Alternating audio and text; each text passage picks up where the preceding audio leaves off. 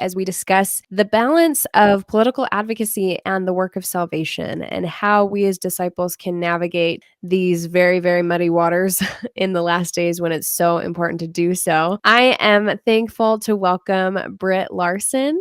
Britt was born and raised in Fort Collins, Colorado, same as me. We actually know each other from way back in the day. There were a couple of girls' camp memories that I won't mention because they're embarrassing for me. And I do remember them. Britt's parents are both of pioneer ancestry, and they met at BYU. She's extremely thankful for the foundation that her parents provided her and her siblings, saying that they showed them by their actions what a disciple truly is. Britt Larsen now uses her years of executive management experience and expertise in media training to support others looking to make a change in their career, whether it be discovering a new industry, finding a new job, preparing for interviews, or getting a promotion. She founded Livelihood, a community for women who work, in 2017 as a blog featuring women from diverse professional backgrounds, and has since grown the space into a premier community for working women and thriving career coaching business for people of all backgrounds. And she's absolutely amazing at what she does. Early in her career, Britt became the director of communications for a prominent congressman in Washington, D.C. During the 2012 presidential election, she managed the communication efforts during the Iowa Caucus and led strategy for her boss as he moderated the CNN South Carolina presidential candidate debate. On Capitol Hill, she cultivated longstanding relationships with members of the national press, booking daily hits on national television, and she wrote all the press releases and official statements placed in outlets, including the Wall Street Journal, the New York Times, and Politico. She was also chosen to lead the Heritage Foundation's weekly communications briefing. From DC, she was recruited to be the director of communications under the governor of Florida at the time. She served as the Department of State's public information officer overseeing the state elections and was the on-camera official spokeswoman and speechwriter for the Secretary of State and the agency of over 600 employees. She led efforts in advertising, public affairs, marketing, and social media while managing the communications team of 30 professionals, directing strategy for campaigns in tourism, voting, and education with multi-billion-dollar ad budgets. Basically, she's Superwoman. As the public information officer for Florida's elections division, she interacted frequently with members of the local and national press and held daily press briefings during the election cycle. Britt then moved into the private sector and since has directed public affairs strategies and communications for political campaigns, startups, and established enterprise companies. Some of her past clients include Microsoft, Delta, Pfizer, Children's Miracle Network Hospitals, Merit Medical, Subway, United Airlines, Joann Fabrics, Extra Space Storage, and several statewide and national political campaigns. As the youngest and only female VP at her last firm, she instituted a completely new structure for client strategy and hired more than 50% of the employees. Britt is the youngest of 4 children and says that her siblings are all incredible disciples in their own right who inspire her daily. She is married to her amazing husband, Michael, and they have been married for 5 years now. They met in their late 20s and like to say that they were both worth the wait. Michael was in the MBA program at BYU, and his view of the gospel is something that she truly loves about him. Together, they have faced infertility struggles, and it took several years, much money, many tears, and a lot of surgeries to add to their family. But they finally did welcome their beautiful miracle baby boy in 2020, and they say that they are so in love with him. So, Brittany, thank you so much for joining me today. Thank you. That was torture. Listening to someone read your bio, I don't know, that is a cruel form of torture, but thank you. Yours is impressive, at least. I feel like mine, I mean, it would be like, here's this person, and Stop. she exists, so that's good. You stop it right now. That's not true. You are incredible. Even just what you're doing with this podcast is so impressive. Thank you. Thank you. Well, everyone here now knows that you are an expert when it comes to the political space. I mean, you've been in DC, you've worked with all the major corporations. I mean, you've just about run the gambit when it comes to working in politics, it seems. Other than running, you haven't run yet. Never. It will never happen. So we can talk about that and why, but So, give me a little bit more background about where did your interest in politics start? that? What was the foundation of that in your life? I think my parents would laugh by saying them because ironically, all 4 of their children, I would say, are more politically involved, aware, enraged, than they were. And so I don't think they would use that word, but it was very important for my parents to instill a love of community into their children. My mom did that through the Colorado Academy of the Arts that she ran, and that was really important to her. It was through the arts. My dad has a very globalistic view of the world. It's really important to him that his children experienced lots of different viewpoints and living in different places. My family lived in Europe actually before I was born, something I'm still bitter about. But that really influenced them. My mom talks a lot about not having a child when they lived in England because socialized medicine made it really scary for her to think about having a child there. In fact, the first week that they lived there, she was asked to join the Relief Society to go clean up a hospital room before a woman had birth because you would walk in and she said, there was blood on the floor. That was her personal exposure to socialized medicine. And she decided, I'm not having a kid while I'm here. And that's why they waited to have me. So I heard stories like that growing up. And then again, on the flip side of how you need to reach out to other people and think about different perspectives and be open to them.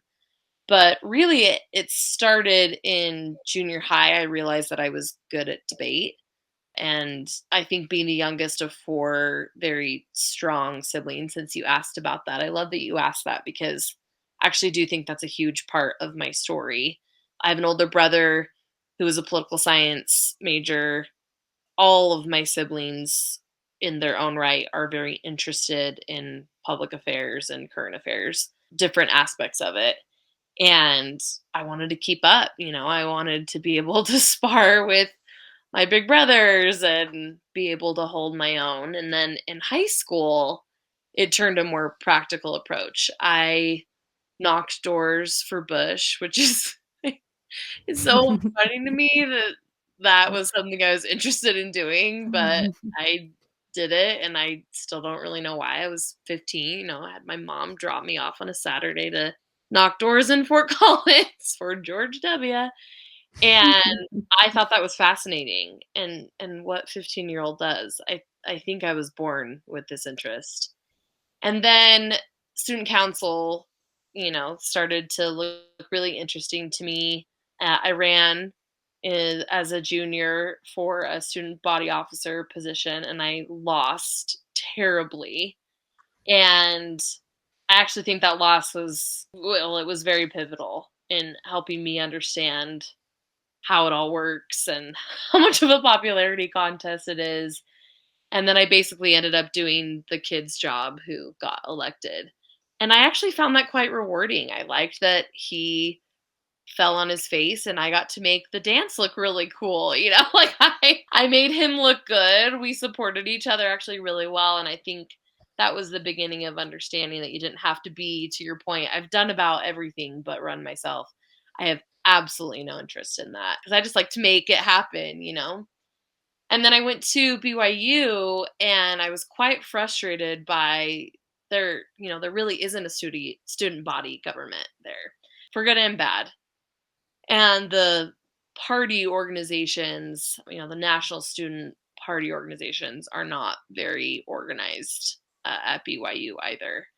And I heard about the Washington Seminar Program, and I'm getting a little ahead of myself probably, but that was when it started to become more real. And I majored in political science and communications. I knew I wanted to do something with those 2 things. I just didn't know what it looked like. But I visited DC as part of a essay contest that I won when I was 15. I don't know if you remember when I knocked out the power to our whole town. Oh, Yeah. everybody remembers that story, Britt. There's not a single kid in From Fort Collins. seminary Yeah. if they were in those 4 years of seminary, early morning, There's not a single one that doesn't remember when you knocked out the That's power so of the bad. entire city. Okay, I'll tell the abbreviated version, but long story short, on the way to seminary, I hit a guide wire to a light pole and knocked out the power to the entire, well, it was pretty much all of Fort Collins. I think it was over 15,000 homes, a bunch of schools. We all showed up at 6 a.m. seminary. All the girls had soaking wet hair. I vaguely remember it was like spring, Yeah, so it was it's still March. kind of chilly Yeah, outside. yeah. Yeah, good times. It was a rough day. You Another, made a name for yourself that yeah. day. My maiden name's Lesser, so I became Lights Out Lesser, still am to some people. And I leveraged that in true political fashion, that horrible thing that I did, by winning this video essay contest for the local power company. I bet you didn't know this. I didn't. And yeah, so my You turned mom, that around in a yeah, big I way. spun that. That was my first foray into PR, and spun it into, look at how much I learned about power. And the local power co-op sent me to DC. I'd always wanted to do something like that and couldn't afford it. It wasn't something my parents could, afford to send me to a camp or be a page or something like that. And that really solidified it. I remember standing in the Jefferson Memorial. I'm 15. And, this was after I had knocked doors for Bush.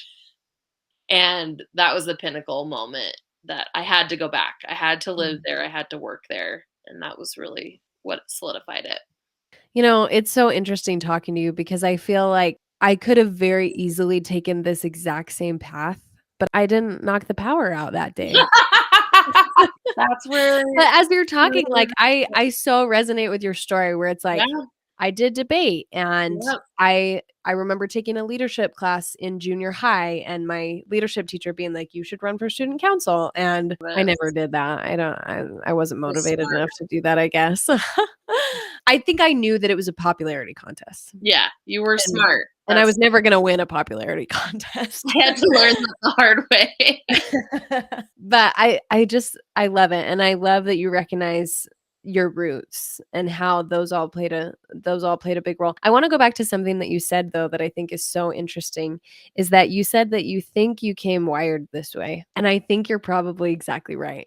And this is something that we've explored on the podcast very briefly and in passing, but one of the things that I firmly believe is that as Christ disciples in the last days, we had to come with a certain skill set.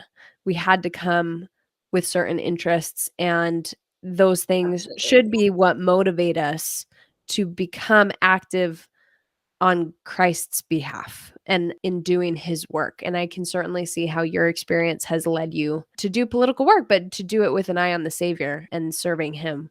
Whew, no pressure. But really, if I wasn't wired this way, none of it would make sense, because it really doesn't. I mean, like I said, it's not like my parents ran for office or talked around the dinner table about how important it is to be civically engaged. I remember watching Fox and CNN with my dad, but we'd talk about it just like you would, I think, in most families. But I think My dad only watched one of those.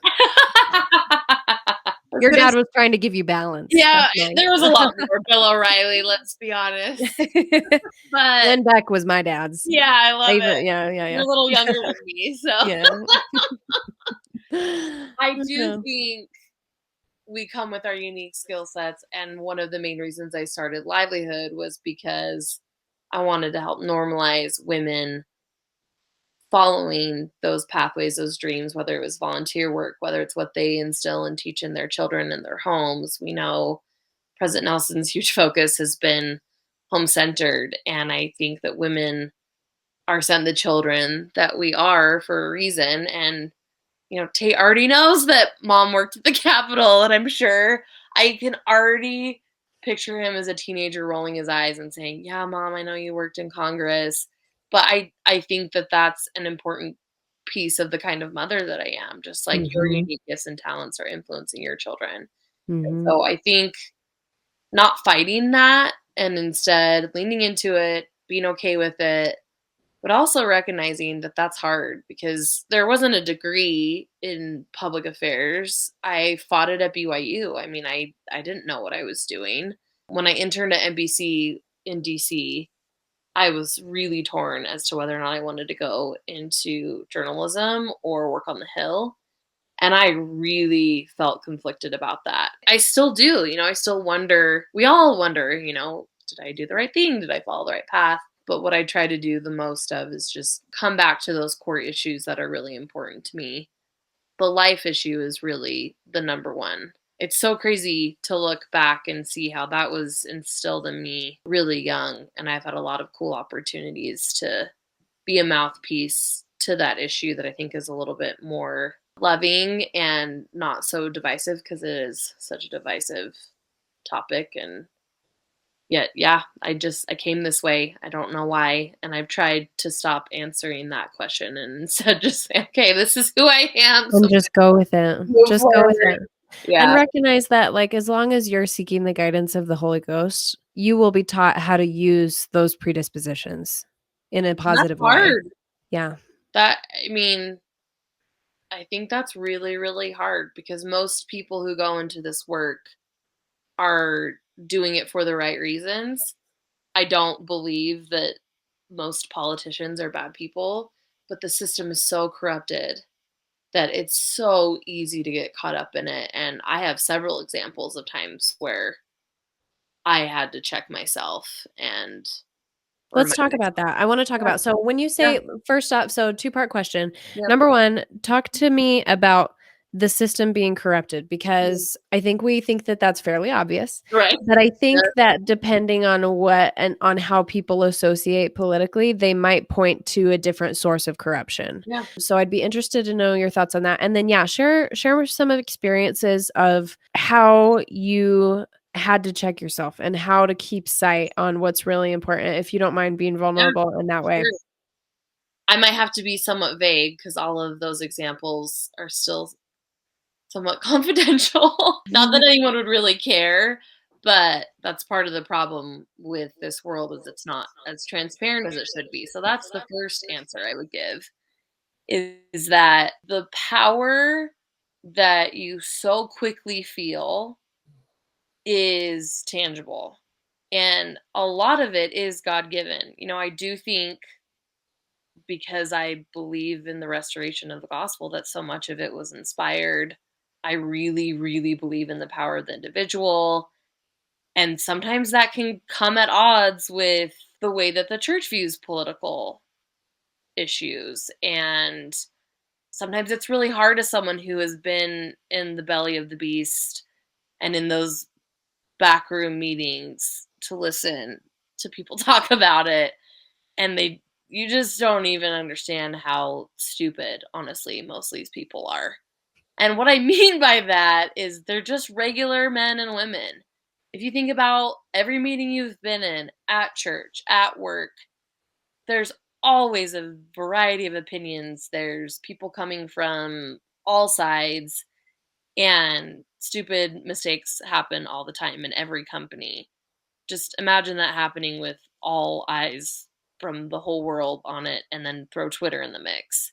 So I think we put our elected officials on a very unrealistic pedestal, and they fail us all the time because they're human.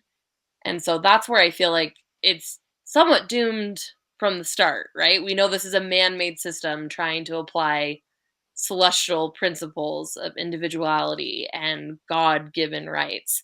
And it's not always going to succeed, and it can't.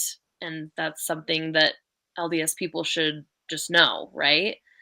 But then we get frustrated when they make human mistakes. And so I actually think one of the bigger problems, and this is an unpopular opinion, I feel like, is that we as a society have elevated the politician, but we've degraded the work that they do.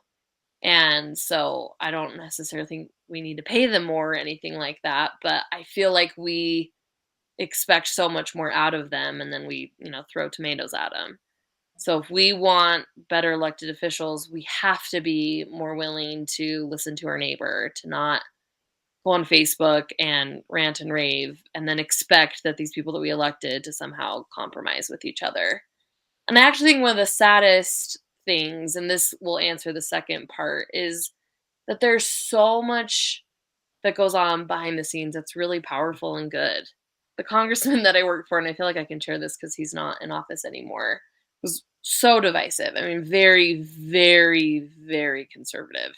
In fact, when I interviewed to work for him, he asked me how I affiliated, obviously, and I was registered independent. And that's so one of my favorite things because people are surprised by it. But he said, I care about one issue and one issue only that we agree on, and everything else we'll figure out along the way. And that's something I think people don't understand. There's no way I could work for someone who agrees with me 100%.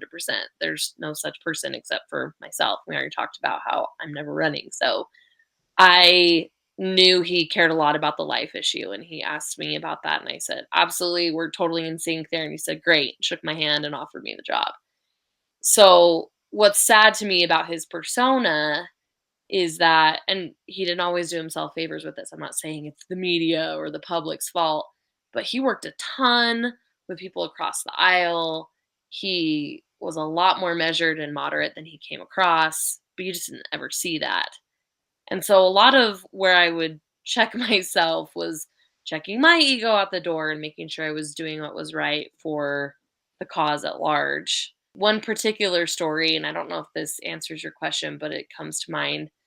I was working on something related to the life issue, and it would have been a really big heartbeat bill, basically encouraging states to create their own legislation. So focus on federalism and helping them empower women to make more educated choices, that it wouldn't necessarily be required, but that, having an ultrasound before getting an elective abortion felt like something that I was passionate about, and the bill just died. I mean, it went nowhere.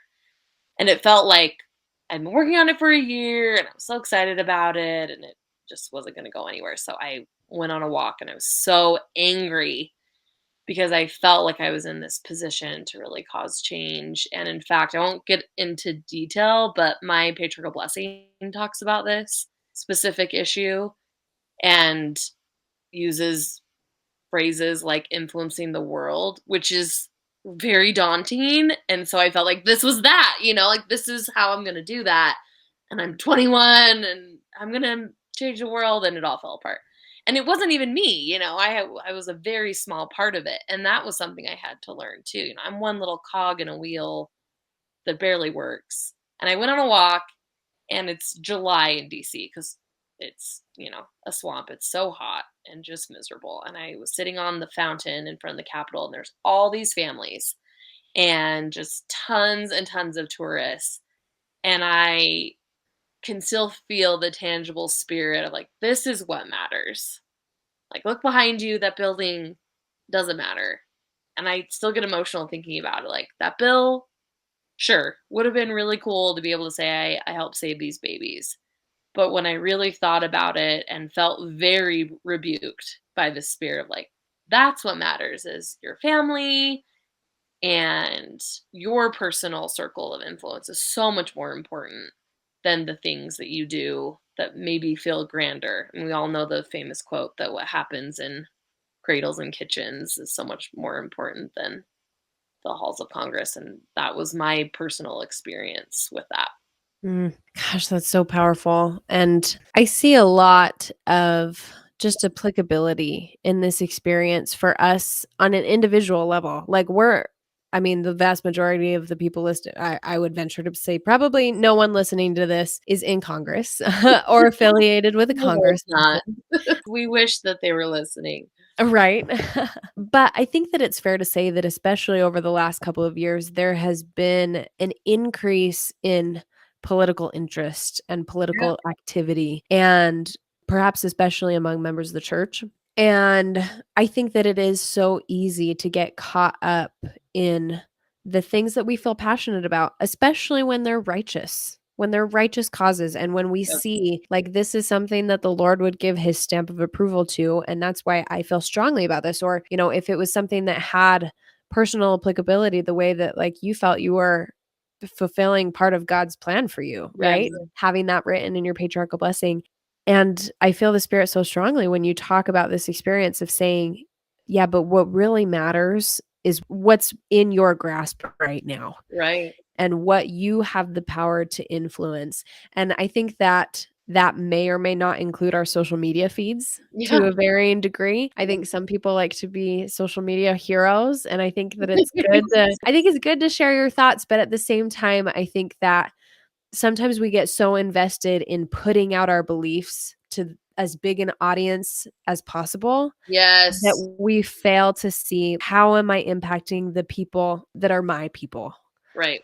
I feel so strongly about this, Megan, because I feel like the biggest shift that I've seen, it's been 8 or 9 years since I worked in DC and 6 years since I worked for an elected official. And then, I mean, I'm working on a campaign right now.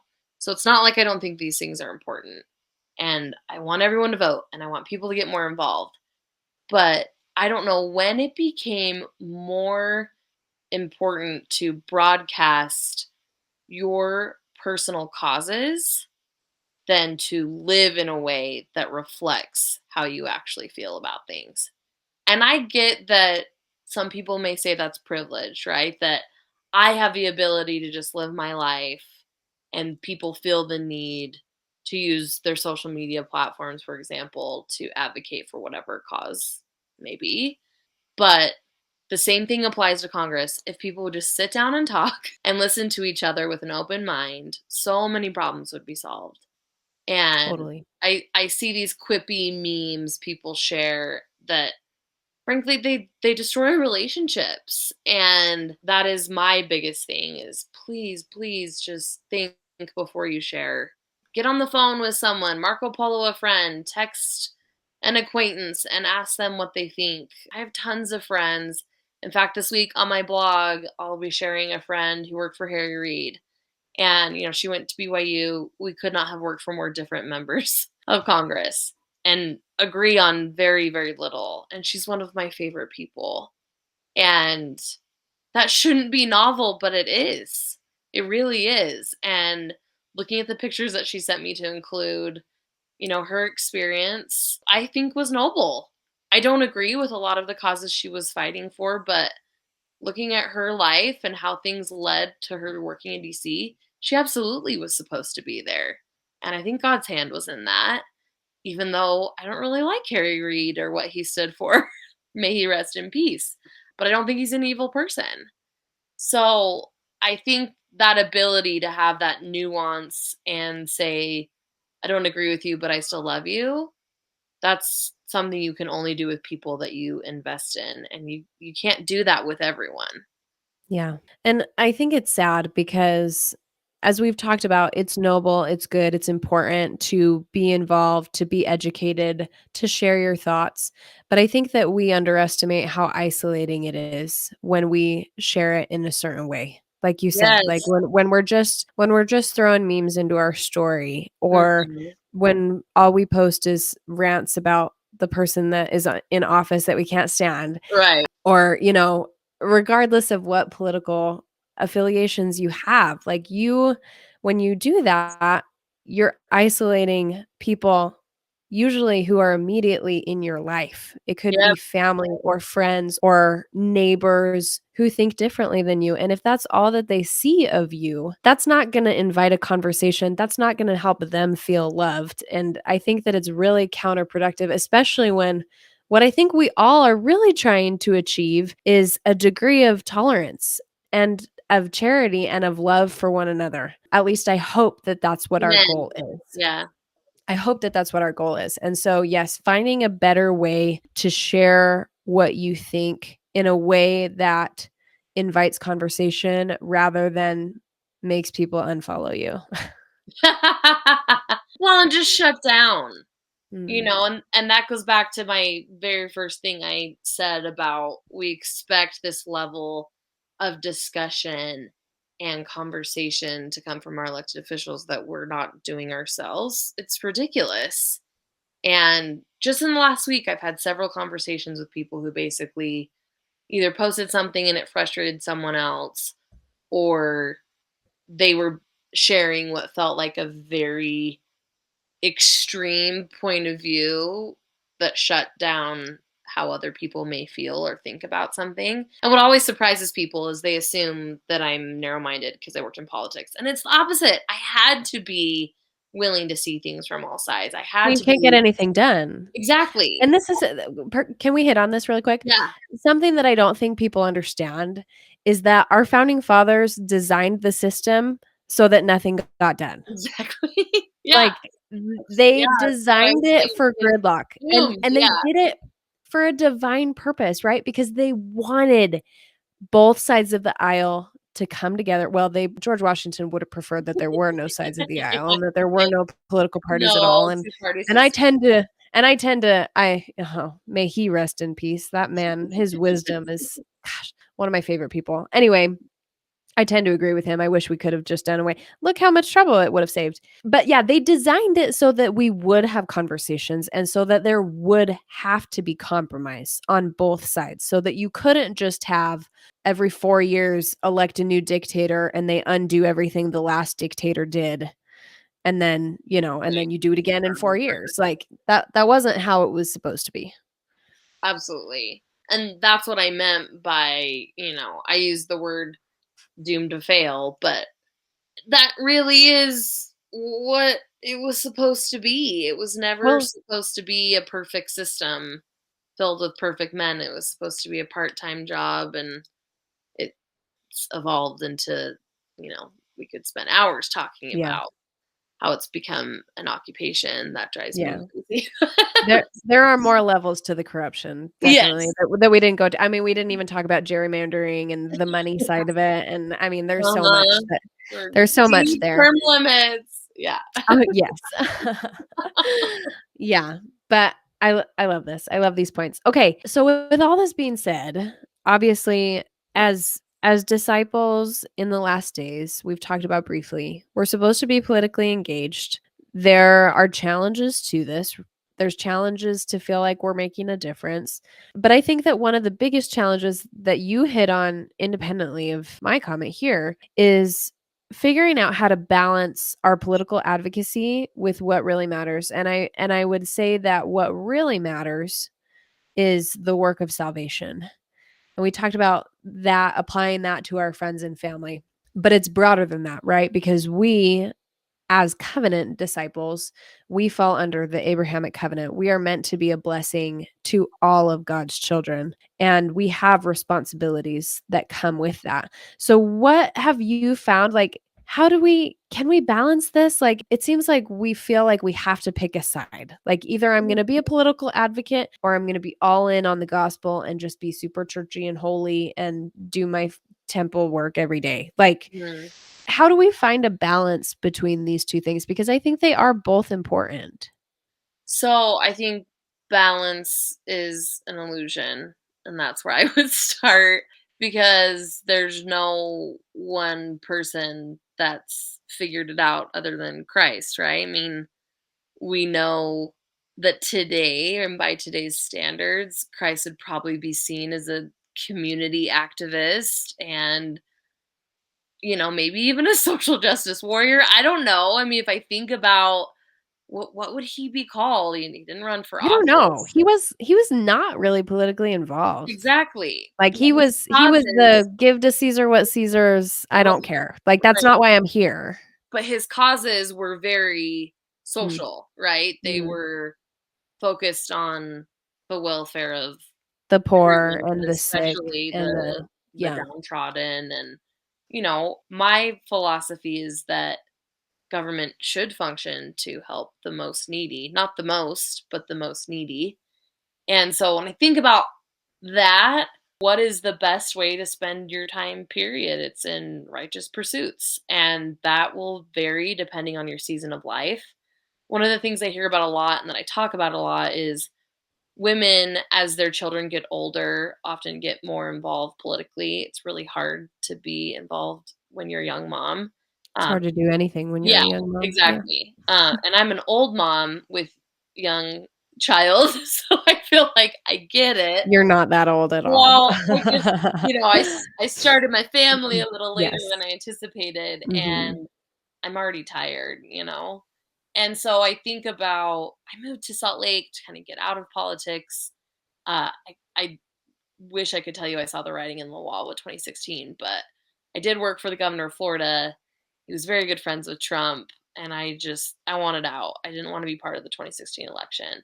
So I moved to Utah thinking I'm done with this. Obviously, this experience will be applicable to my next job, but I didn't get a political job. And then what's the first thing that they throw at me? This massive public affairs thing they wanted me to do for some tech company in San Francisco, and it was related to Obamacare. And I just thought, I'm trying to escape this and I can't. And it goes back to how I'm wired.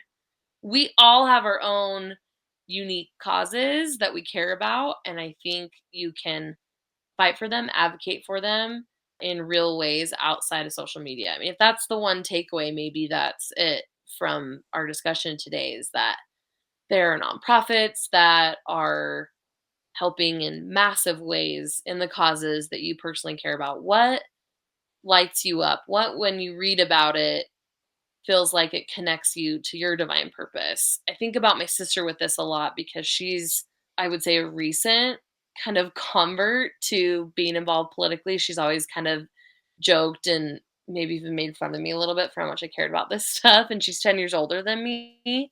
And 2 or 3 years ago, there was a bill proposed here in Utah that would drastically increase the grocery tax.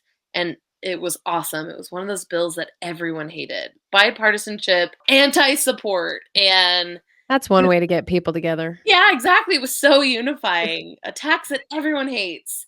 And I mean, the legislature just got it so wrong. It was awesome. So she knocked doors. We sat at Harmon's and got signatures together. And it's been amazing to see that seed that was planted. For her, it was, I can't afford for my groceries to become more expensive. And then it grew from there to, I don't want my neighbor to have to deal with the same because I know they can't.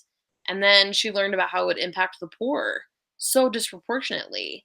And she became educated about it. She got really educated about what was happening in her community and shocked, by what she read. And it's not like she's decided to run for office, but it's been amazing to see how that's influenced her parenting and just overall the things that she's paying attention to. And it's hard because I just keep thinking about you saying at the beginning, I've done everything but run.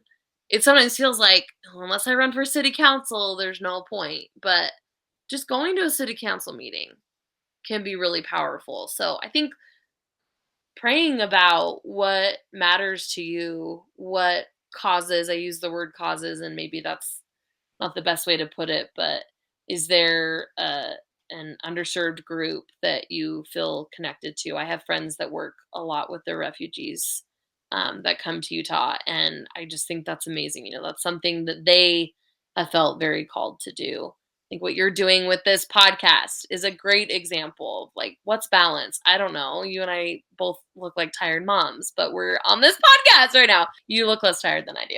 I washed my face. That's why. My makeup's just streaming down. No. But that's the thing, is there really is no such thing as balance. And so if we can find a way to integrate the God-given gifts that we've been provided and to serve other people, and that may mean in the temple or it may be on the school board. Mm-hmm.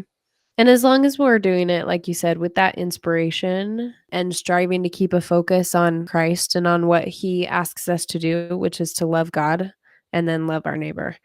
I would like to think that, no, I don't like to think. I know that if we truly hone in on that, there's enough power there to unify disciples, regardless of what political group you tend to affiliate with.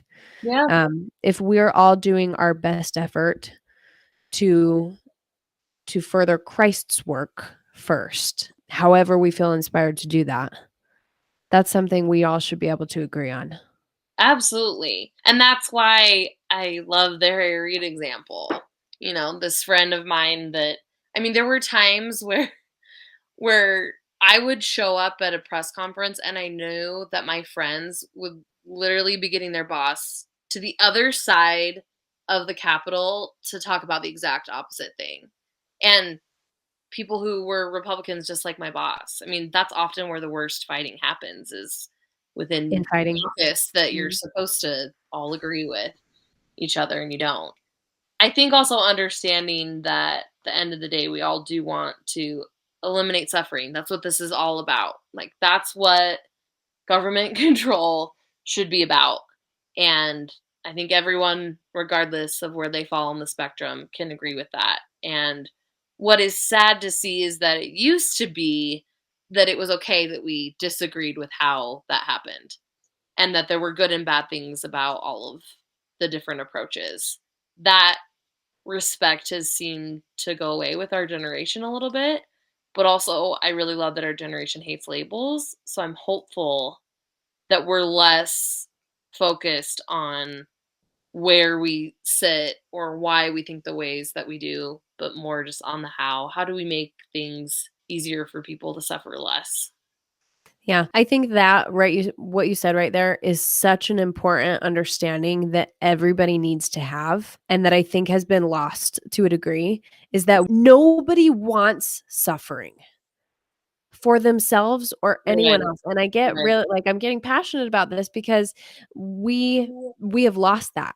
And we now paint the other side of the aisle as our enemy. And we paint them as the guy that wants suffering right. for other people. And it's just not true.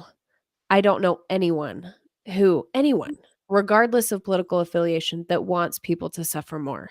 It is a difference of approach.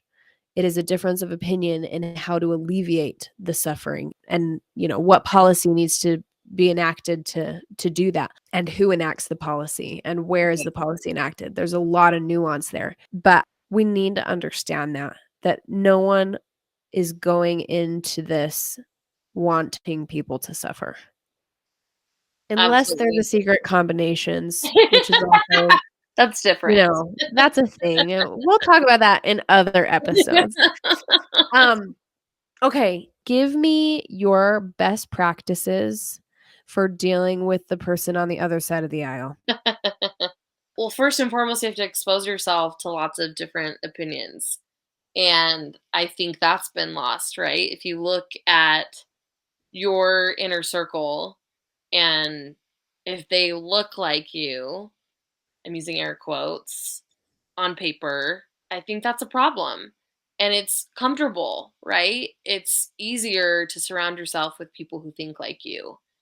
And that doesn't mean you can't protect your family or shield your children from harmful ideologies. We have to do that. We know from the scriptures, we know from our prophet, that that is a really important part of living in the last days. But I never ever hear preach from the pulpit in conference that we need to isolate ourselves, or that we can only be around people who think like us. And it's tempting because it's easier. So that's the first thing I would say. The ways that I like to do that's one of the main reasons why I like to work. I think that being at a company or being a part of a community group, there's a bunch of networking groups that I'm a part of, that is one of their main goals. And I meet people of all ages, all walks of life, from all over the country. And that has helped me figure out what I believe. When I moved to DC, I probably would have told you I was moderate because I was raised in Colorado. So I thought I was. And then I went to a very conservative school and I thought, oh, I'm very moderate. And then I lived in DC and thought, wow, I'm about as right as you can get without being insane. And then now I live in Utah and I'm older, and so my view on policy has changed and shifted, just like that happens for everyone. And that'll probably be my second point, is let yourself change your opinions, but don't expect to change other people's. If that's your goal, it's not going to happen. I never, ever, ever think that anything I post or share or speak about with someone will change their minds. And coming from that point of view is really helpful, and it just makes it more about learning and validation and making people aware. But I don't expect to change their mind.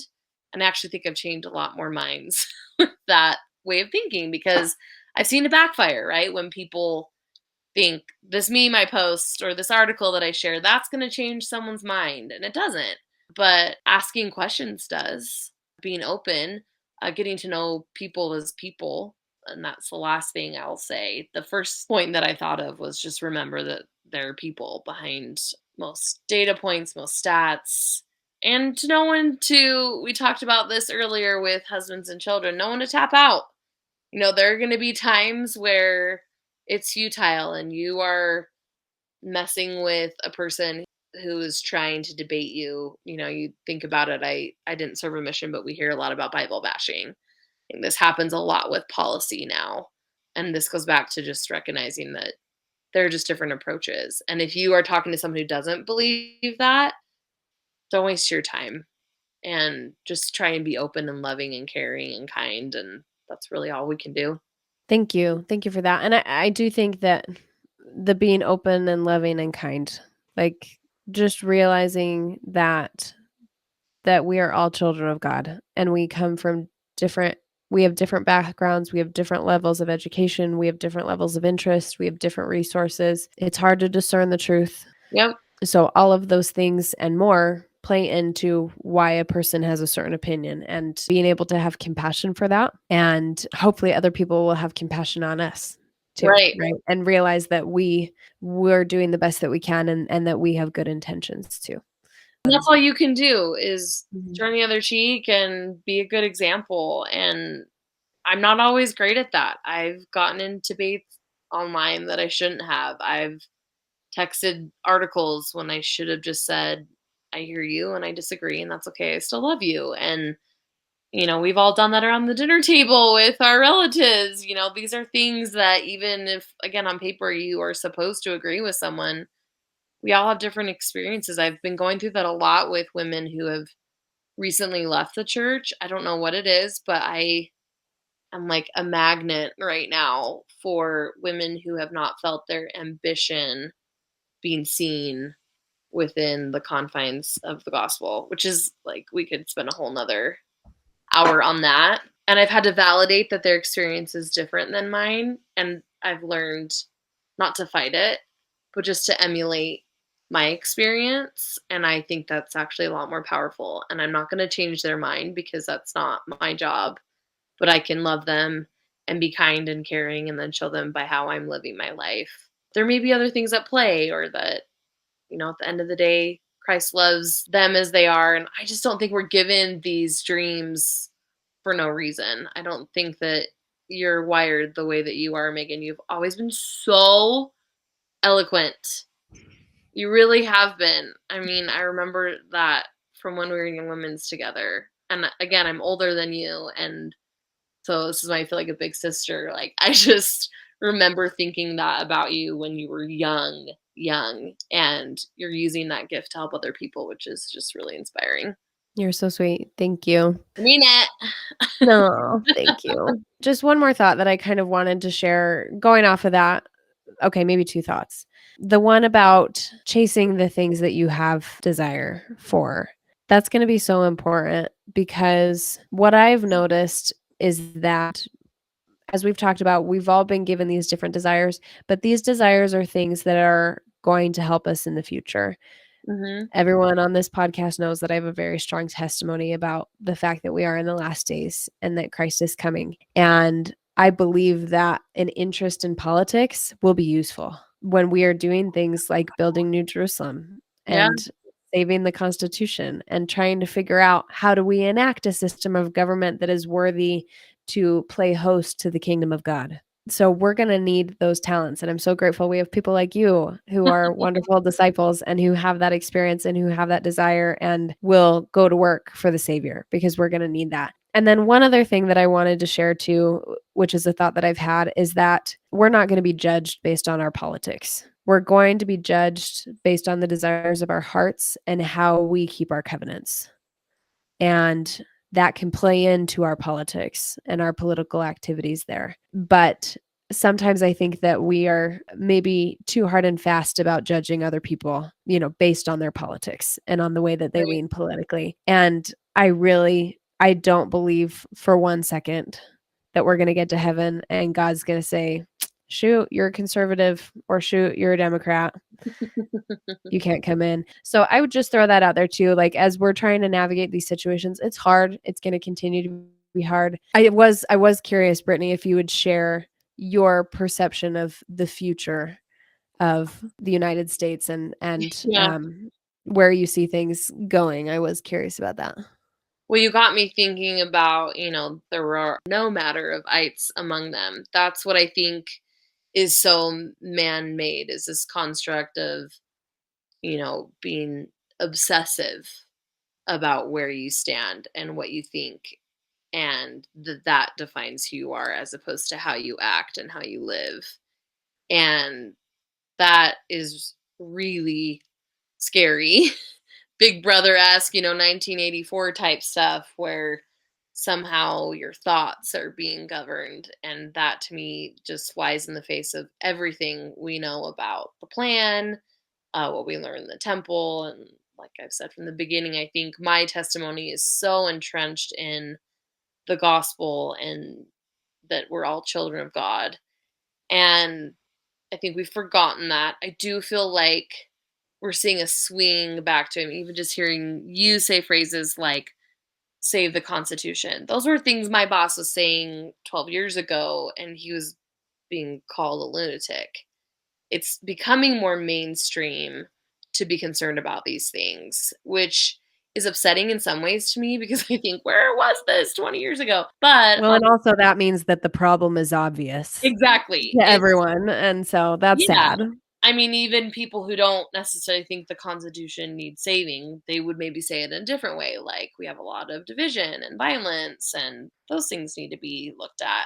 In some ways, I feel like we have created problems because we don't have a lot of the same real problems that, 1,000%. yeah, generations before us Perspective, did. people. We are Yeah, still the most blessed nation on the face of the yes. planet. I mean, when you look at poverty levels and how much democracy and capitalism has improved lives across the globe, I mean, sometimes I just want to scream, look at the women in Afghanistan. Like, they have a reason to be protesting and having a women's march. And they can't. That's evidence of our privilege. They're Exactly. the ones that need Exactly. to host a women's march, and they And they can't. can't.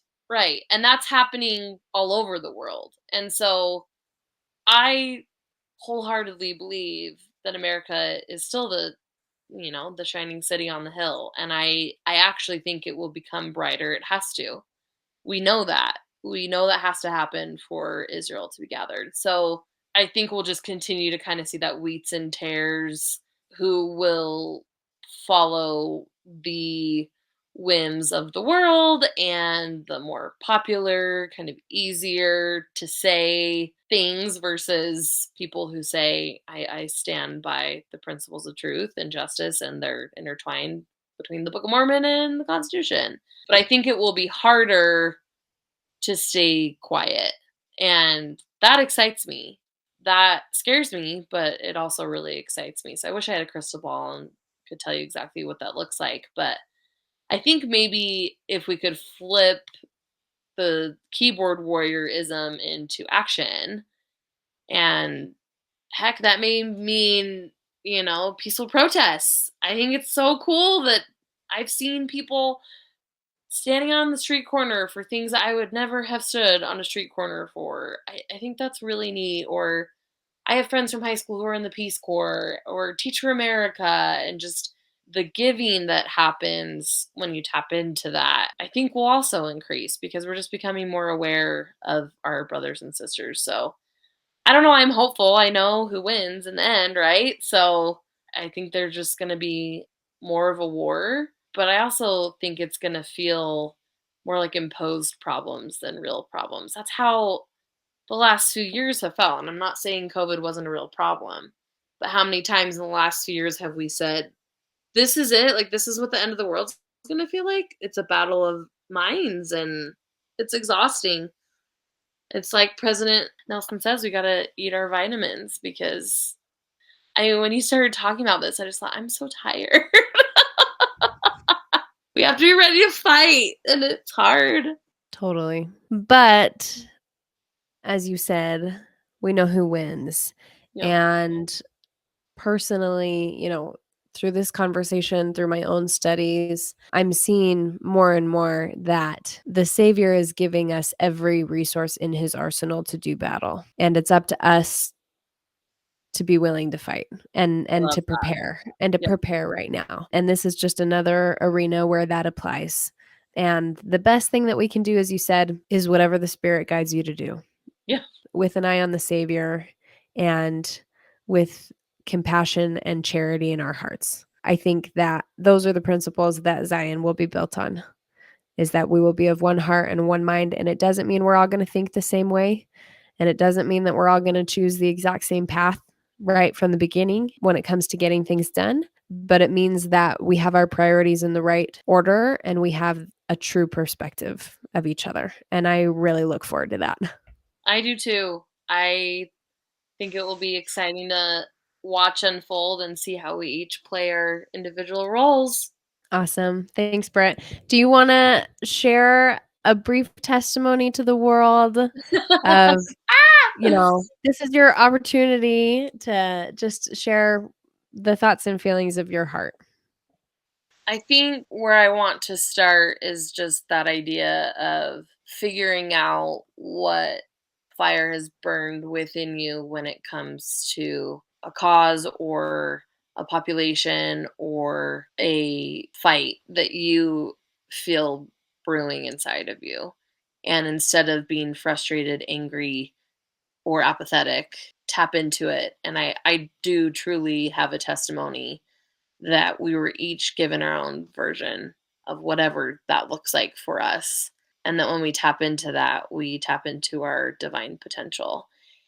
And I know that's a really huge part of our divine nature. Just the gifts that we've been given are tied into those things that keep us up at night or make us excited, or again, maybe things that we feel actively upset about, and we can put ourselves to work to help solve those problems. We see that in the scriptures all the time, right? That there's a problem, and usually it's some kind of leader that is inflicting pain upon people. And it was the people who said, wait a second, this isn't right. God places them in certain positions of power. But at the end of the day, they're the ones that stand up and, say, I may not be the most learned, or I don't even like talking to people, and I'm going to step up and I'm going to fight.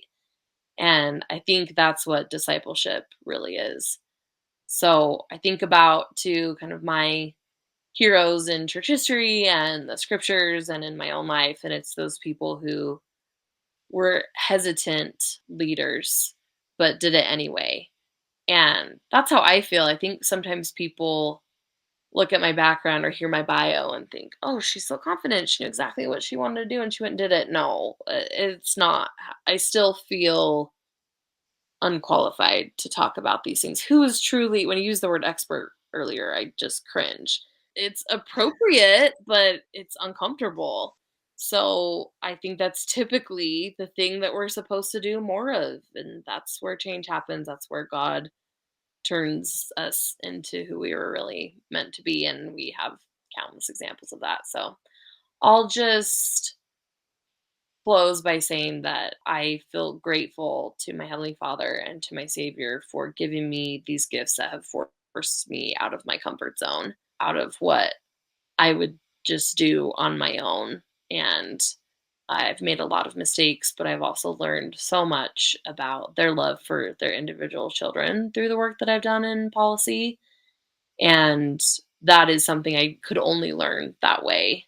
And I think that's what's so beautiful about the plan of happiness is it's so unique. This super broad plan that applies to everyone somehow is also individual. And that only happens because of the atonement. There is a reason why government can't recreate that. It is divine. And I have a very strong testimony that that is unique to the gospel too. That full understanding of that plan is something I'm just so thankful for. So I'll share that in the name of Jesus Christ. Amen. Amen. Thank you, girl. This was amazing. So appreciate your wisdom and your experience. And you are, I would say, a wonderful example of just what we were talking about, following the Spirit and being willing to go to work for the things that you came ready to work for. That's fulfilling premortal covenants, and such a powerful example. So thank you. Thank you so much. Thank you for having me.